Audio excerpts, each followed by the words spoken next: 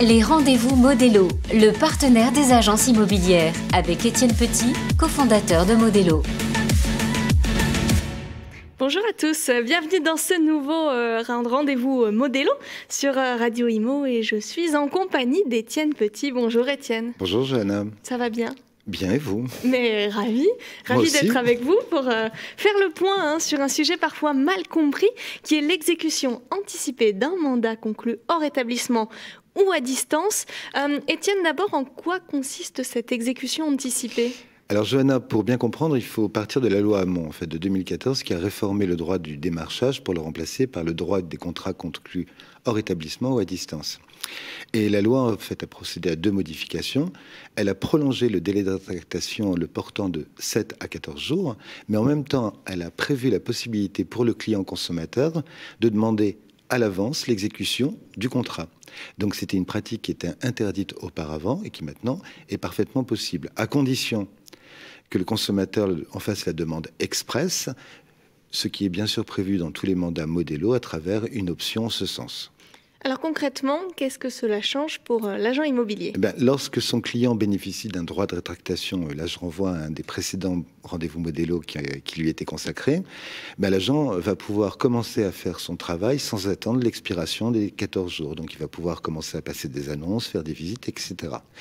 Mais ce qui est souvent ignoré ou mal compris, c'est que c'est pas parce qu'un client en fait a demandé l'exécution anticipée du mandat qu'il a pour autant renoncé à son droit de rétractation, qu'il conserve. Comment ça Vous nous expliquez en détail ? La loi prévoit en fait que tant que la mission du professionnel n'a pas été pleinement exécutée, le client va pouvoir continuer à exercer son droit de rétractation. Donc, dans le domaine qui nous intéresse, le mandat, toute la question vient à se demander en fait si, à partir de quand, l'agent a pleinement exécuté sa mission.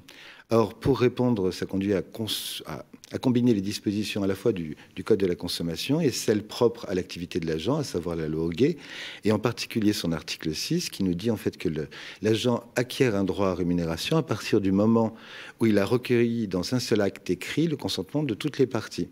Donc c'est ce recueil des consentements dans un seul acte écrit, qui peut être un compromis ou un bail, qui va fixer en fait la fin de la mission de l'agence et donc la fin de la possibilité de se rétracter.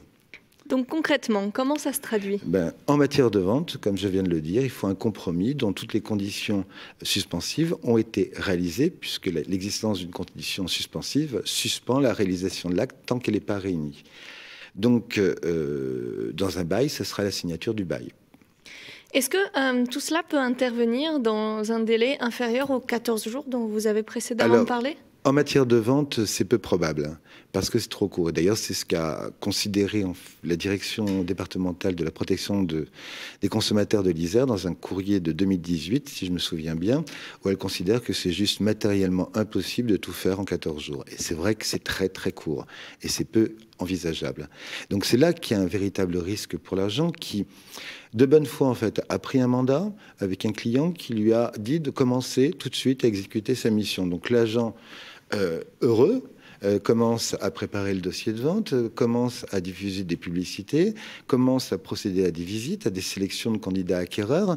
Il trouve un acquéreur qui lui fait une offre au prix, la transmet à son mandant, le vendeur, et là le vendeur dit « moi je me rétracte ». Il le fait parce que peut-être qu'il se dit que si les choses ont été si rapides, c'est qu'il aurait peut-être eu une chance de toucher plus ou de percevoir un prix supérieur pour le bien. Et là, l'agent qui a fait son travail de bonne foi n'a aucun recours parce que effectivement, son client a conservé le droit de se rétracter. Mais ce qui est vrai en matière de vente ne l'est pas en matière de location, puisqu'en matière de location, il est parfaitement possible, dans un délai inférieur à 14 jours, de procéder à toute la mission. Par exemple, vous me donnez un mandat de location pour votre bien, Johanna. Je passe une annonce ce soir. Demain, je fais des visites, je sélectionne des locataires. J'en choisis un demain soir et on signe le bail après-demain. En 3 jours, j'aurai pleinement réalisé ma mission. Et dans ce cas-là, mon mandant, pour peu que le mandat ait prévu le pouvoir qu'il me donne de signer en son nom le bail, ne pourra plus se rétracter.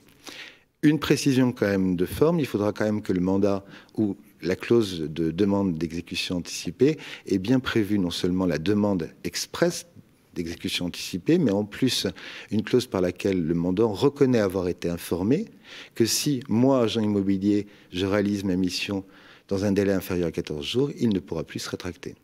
Et quelle efficacité, Étienne Petit. Merci, Johanna. Merci pour ces explications. On se retrouve le mois prochain avec un nouveau rendez-vous Modelo. Et puis pour retrouver les émissions précédentes, c'est en podcast sur le site de radio.imo. Merci.